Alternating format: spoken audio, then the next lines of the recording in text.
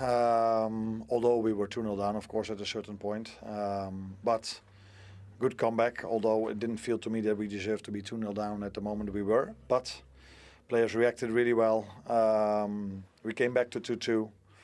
And I think then in the end it was a very open game where both teams had their chances. They probably even more than us, which doesn't come as a complete surprise to me, knowing that we've played 2 days ago at Marseille. And for the last 5, 6, 7, 8, 9, 10 games, we mainly have to play with the same players for the players we have available. And then sometimes a few of them could be, in the end of the game, a bit tired. And I think that's what you could see today in the end as well. Yeah, I was going to ask, was it credit to Bournemouth's perseverance in the end, or are you finding you're looking at yourselves a little bit? It also looked like you were a bit frustrated with the officials at the final whistle. I think first of all we have to look at ourselves, and in the end of the game it was more open. Both teams were trying to score a goal. They had better opportunities than us in the last 10 minutes. And then in the end there is a long throw in, which led for them to a goal. For me, 4 minutes of added time was by far not enough. But in the end that didn't matter because they scored, although maybe we could have had then 2 or 3 minutes. But this game should not have had 4 minutes of extra time. There was one free kick that already took 2 or 3 minutes. There were VAR moments, there were substitutions. So that was what I said to them in extra time, that 4 minutes wasn't enough. But yeah, they scored in extra time. Whilst you did find a way back to 2-2, I suppose ultimately you gave yourselves a lot to do with those 2 Bournemouth goals inside 7 minutes of that first half. How did you see that period of the game? As difficult, because I think the moment we conceded, there wasn't a thought in my head that that could happen, because I think we played a game where a lot of times our players were in very promising position, and it felt to me that it was waiting for the right moment and for the right execution and the right pass for us to score a goal. And then we conceded one, which had to do a little bit with the adjustment of a long ball, and the wind had impact on that ball. And then we went down to 10 men because of that goal, and we were down to 10 and they scored their second, and that was the only few minutes apart from the last 10 minutes I think where we had some problems with them. But the result is another loss. So the trouble was you were a man down for that second goal, and it looked like you were doing everything you could to gesture to the players, kick the ball out, let's get him on the pitch. How do you see it now? Is it with regret? Perhaps you didn't get the player on sooner. Is it the player's responsibility to kick the ball out? You can bring a player on sooner if the ball is not out of play. And the player was injured, Joe Gomez. The moment when he was injured, he said, I want to keep on trying, which is, I think, what most players try to do if they get a knock. But when we started playing, he said, no, it's not possible, I can't go back in. So yeah, then it is the best thing what can happen is go to 11 men as soon as possible. We had the chance because we were quite a long time in ball possession, but we kept it. And the moment we lost it, it took us a long time. We couldn't make a foul or to get the ball out of play. And then the ball went in when we were down to 10. Just finally, there's been a lot of headlines linking Andy Robertson with a move away to Spurs. I suppose you brought him on at half-time. Says you need him. I think I need all my players, but Robbo had to come in at half-time. In my opinion, I always knew that for Milos, another 90 minutes against a very intense Bournemouth side was not a possibility for him. So I always knew I had to bring him in, but I had already had one substitution in the first half. Then you don't have another. Then you only have 2 moments left. So I thought let's bring Robbo in at half-time to make sure that Milos stays available for the rest of the season, because there are a lot of games to react to that. Does he have a point? Should there have been more extra time, do you feel like? Possibly, Bournemouth scored with the last kick of the game. Yes, Liverpool might have had another minute, 2 minutes to score a third, but overall, when he analyses the game, the last thing he'll be thinking is, we lost because there was not enough, injury time or added time. No one could say they would have scored in it either. Exactly. Well, he just contradicted himself. He said the team were tired and he's complaining about them playing too many minutes. Yeah, he wants more minutes. No, I get it. Listen, it's a little frustration. To be fair, when they put 4 minutes up, you said to me, wow, I thought it'd be more than that. So, he's got a little point, but that's not why Liverpool lost the game. They lost the game really in the first half, and their sloppy performance in the first half. They got back, did well to get back, but he's right. It was a very honest assessment, I thought, of the game. It was, and Tim said it himself. In the last 10 minutes, yes, it was open, but Bournemouth were the team having all the chances in that last 10 minutes. So just a frustrating night, having got worked so hard to get back into the game. We spoke about it with Hugo Ekitike and the potential that he felt like he needed to rest him. He kind of mentioned it there as well, didn't he, about the fact that they're having loads of games. He's probably having to rotate and not play the players that he wants to and be mindful of the schedule. Is anyone ever listening to that? I'm sure the people around the world are not. We're talking about playing Bournemouth here, and we talked about the injury crisis, what they're in. Every Liverpool player on that bench would play in Bournemouth's first team. They're missing players also. I don't think people stop listening to you when you keep crying about injuries. It doesn't wear certainly with the opposition fans and fans around the world. Maybe the Liverpool fans might give them a little bit of a break for it, but I certainly not. The Liverpool Football Club, you spent an absolute fortune in building your squad. Yes, you've picked up injuries, but everyone's got injuries at this time of the season, and no one wants to listen to excuses. You need to start picking up results, certainly in the Premier League, because if you don't finish in the Champions League spots, your position's under pressure. They're capable, this team is capable of winning the Champions League. And the way they're going in the Premier League, they might be easier to qualify for the Champions League next year by winning the competition, which will be a fantastic season. But at the moment, there's a lot of pressure on the top of the division to finish in the Champions League spots, and Liverpool need to find some form from somewhere. Now, they might have to find form with the injuries as well.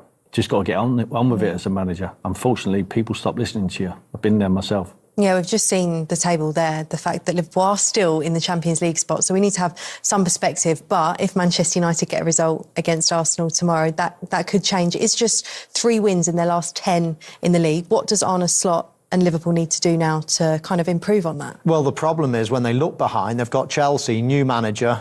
Who knows which way that's going to go, but if they catch fire, then they could put serious pressure on Liverpool.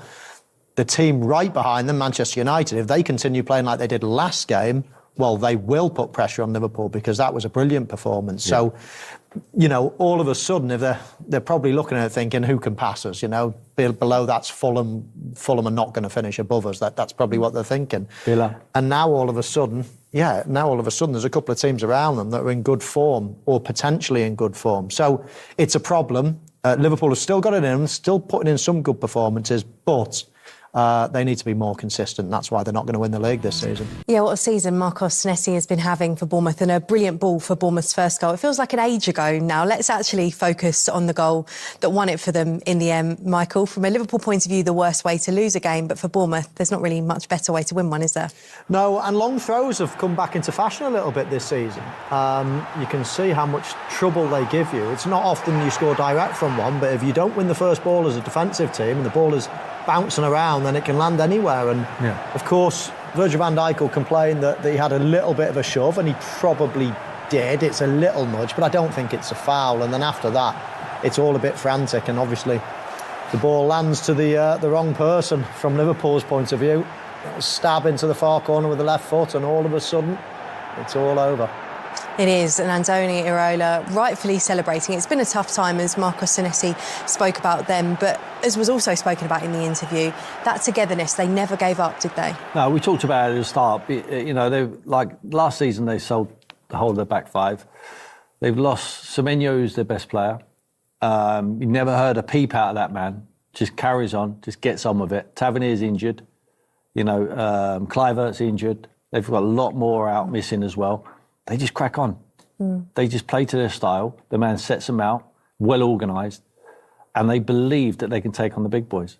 They don't always get the results, but today they deserve that. And you saw it with, you know, that energy there. There's the push. There is. It's 100%. Listen, if you got ruled out, then you wouldn't be surprised. But Liverpool won't want that to be ruled out if they were on the team what was scoring the goal. I think Alisson has to do better, I really do, on the first instant. But he sticks to it. He's had two bites at the cherry there, Adley, and everything went their way. You know, it's not even a clean strike. He just toes it over the top of... And Ekitike, I think, on the line, just can't get his knee up high enough to clear it. So it was their day today. It really was. I thought Liverpool fought their way back into it. Like I said, I believe that Bournemouth's worst spell of the game was when they went into the shell at 2-1. It was almost like they were trying to hold on to things, but they're at their best when they're playing on the front foot. And then as soon as it went 2-2 with the Loboslai, which was outstanding, they come again. And they took Liverpool by surprise because Liverpool were trying to win the game as well. It was great viewing for us. But I thought the most likely to score the win. Disappointing is it to come away with nothing in the end? Very disappointed. Yeah, last minute of the game, very tough to take. But like you said, we worked very hard second half, especially to get back in the game. And obviously at times we were open as well, obviously on the counter, because we're trying to push for the winner. But yeah, to concede that late is very disappointing. You look to be venting frustrations with the officials at the end there. What was being said? Obviously, what I felt on that pitch was that was clearly blocked. But obviously, the ref and the VAR don't give it, and that's something we then have to accept. But in my opinion, I was blocked. But listen, I can stand here and say, should it not be given, but it is given, and it is what it is. I suppose whilst there was a huge positive that you did manage to come back to 2-2, ultimately, I suppose you'll reflect that you gave yourselves too much to do at 2-0 down. How do you make sense of that 7 minutes where Bournemouth went 2 ahead? Well, the first goal, I think it was a difficult ball to judge during the circumstances. The wind was very tricky. I think you saw it, especially when we played long balls on their side, and it was very difficult to judge. So to concede that one is obviously it's not an issue, but obviously it doesn't, because I think we controlled the game quite well before that. And then obviously when we were with 10 men, you can argue that you have to maybe kick the ball out or not. But yeah, to concede that 2 goals in short period is obviously not good at all. But I think the goal I scored before half-time was very important in terms of getting that momentum and the feeling for the second half back. And I think we showed the second half. We worked so hard to get back into the game with a great free kick. I think we had some good opportunities as well. But in the end, the throw-in that cost us. You mentioned there perhaps the indecision as to whether or not Alisson should have kicked the ball out when Joe Gomez was injured. It's not on Alisson. I think as a team maybe. Well, obviously, after a game or after a moment like that, it's easy to say, "Oh, yeah, you should have done this or that." So, where do you feel perhaps responsibility should lie? Is it from your manager? Is it as a team you should be communicating more amongst yourselves? It is just a very split second. I think now it's easy to discuss this and say you should have done this and that, and I know that's what will happen. But we decided to keep the ball because we had the possession, and eventually they had it, and. Obviously a good ball from them in behind, and unfortunately for us, the goal we conceded. Having got back into the game, so many of those teams directly below you trying to get a Champions League place play tomorrow. Does it feel like missed opportunity? Losing never feels good, and especially as a Liverpool player. And I think this season we're trying to find consistency. We had a fantastic performance midweek, and we were trying to do that today as well. Very demanding game, of course, under the circumstances, the intensity that obviously Bournemouth bring anyway. So, yeah, it's a tough one to take. But Wednesday will be another game, and we go home now and focus on that one. I suppose it's been a week, hasn't it, where the pendulum has swung so much with the disappointment after Burnley. You mentioned there the highs of Marseille and then disappointment here today. Is it testing you as a group, that sort of togetherness, keeping in the right direction? Well, I don't think there's any question about our togetherness, but the consistency that we're looking for, that's something still need to be found, and that's the reality. I think there was a lot of praise of our performances and a lot of individual praises, and we know how it works, and 3 days later you lose a game like we did today, and then